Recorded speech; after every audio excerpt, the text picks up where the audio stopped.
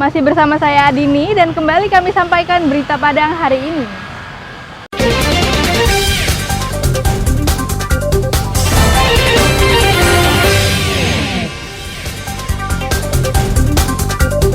Sekolah Dasar Negeri 23 Lolong Padang hanya punya 3 murid baru tahun ini. Bom ikan yang ditemukan di Pariaman beberapa waktu lalu ternyata untuk menakut-nakuti keluarga tersangka agar mau menjual tanah.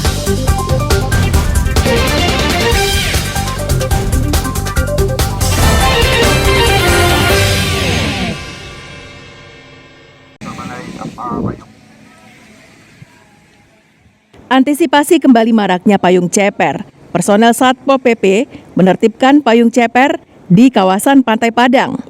Petugas menyisir dan mencopot payung-payung yang disediakan pemilik warung untuk nongkrong muda-mudi, memadu kasih sambil menikmati indahnya pantai dan sunset menjelang maghrib.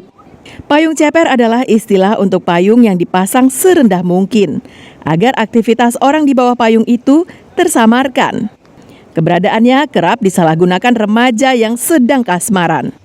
Penertiban ini dilakukan Satpol PP secara persuasif dengan cara mengingatkan para pedagang yang berada di pantai tersebut untuk menutup kembali payung miliknya setelah pukul 6 sore. Jika tidak diindahkan, petugas akan menyita payung-payung tersebut. Petugas berharap pedagang bisa menjaga kawasan wisata Pantai Padang dari hal-hal buruk seperti maksiat untuk menjaga kenyamanan bersama. Berdasarkan hasil komitmen para warga kita, khususnya yang berdagang, karena dia berkomitmen jam 6 payungnya dibuka, ternyata ada juga sebagian warga kita mengingkari komitmen.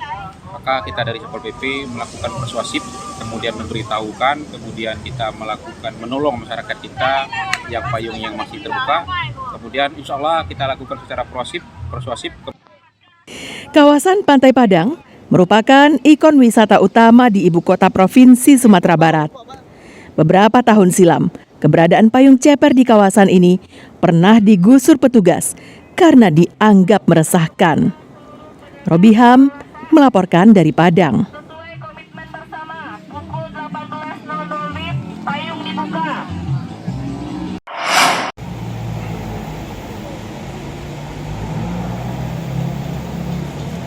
Dua pengendara sepeda motor Selasa sore jatuh ke jurang sedalam 25 meter di kawasan Jembatan Layang Kelok 9, Kabupaten 50 Kota. Tim SAR gabungan dan Basarnas, BPBD, Damkar, polisi dan tentara, serta masyarakat berupaya mengevakuasi korban. Korban diduga hilang kendali hingga tergelincir akibat jalan licin usai disiram hujan. Satu korban selamat, hanya menderita luka ringan. Satu lagi mengalami patah kaki sehingga harus dievakuasi. Namun mengevakuasi korban bukanlah perkara mudah. Selain tak ada jalan, jurang tersebut juga curam, sehingga tim SAR harus ekstra hati-hati. Selain itu, karena kondisinya, korban harus dievakuasi dalam posisi telentang, sehingga tim SAR harus menjunjung tandu agar posisinya stabil. Namun mengevakuasi korban bukanlah perkara mudah. Selain tak ada jalan, jurang tersebut juga curam, sehingga tim SAR harus ekstra hati-hati. Selain itu, karena kondisinya, korban harus dievakuasi dalam posisi telentang, sehingga tim SAR harus menjunjung tandu agar posisinya stabil. Korban dilarikan ke Rumah Sakit Adnan WD Payakumbuh untuk diobati. Dua orang pengendara mengalami slip ban dan jatuh ke jurang.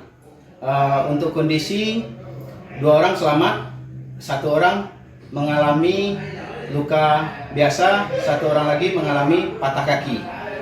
Kedua orang bernama Anton, berusia 50 tahun, dan Fajri, berusia 39 tahun, warga Piladang, Kabupaten 50 Kota. Alfi melaporkan dari Kabupaten 50 Kota.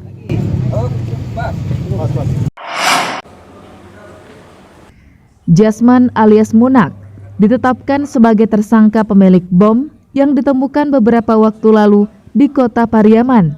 Sejak ditangkap polisi Kamis pekan lalu, Munak diperiksa intensif oleh polisi. Bersama tim Densus 88, polisi menggali informasi dari warga Ampalu, kota Pariaman ini, apakah tersangka terkait dengan jaringan teroris. Dari keterangan tersangka serta hasil penyelidikan polisi, 10 botol bom ikan yang ditemukan polisi awal Juli lalu diakui tersangka adalah miliknya. Bom tersebut dibuat sendiri dan dibawa tersangka dari Sibolga, Sumatera Utara. Polisi memastikan Munak bukan teroris dan tidak terlibat dalam jaringannya. Bom ikan tersebut rencananya akan digunakan untuk menakut-nakuti keluarganya agar mau menjual tanah. Gunakan kan untuk menakut-nakuti pemilih. Untuk siapa aja? Pemilih. Nakut-nakuti. Sudah pernah dilepas ya? Belum. Belum. Rencananya kapan ya? Nggak jelas. Belum tahu. Belum ada. Didapat dari mana aja? Apanya Pak? Bomnya didapat dari mana? Sekolah. Sibolga. Yang membuat siapa aja? Saya sendiri. Kami dalam melakukan pemeriksaan juga didampingi oleh Densus 88 untuk mengetahui apakah ini ada jaringan atau tidaknya. Ternyata memang murni untuk menakut-nakuti keluarga sendiri karena si keluarga ini tidak mau menjual harta pusaka. Saat digeledah di rumahnya, polisi juga menemukan 2 mesin kapal serta 5 set jaring ikan hasil curiannya. Dalam catatan polisi, tersangka telah 4 kali keluar masuk penjara karena kasus pencurian.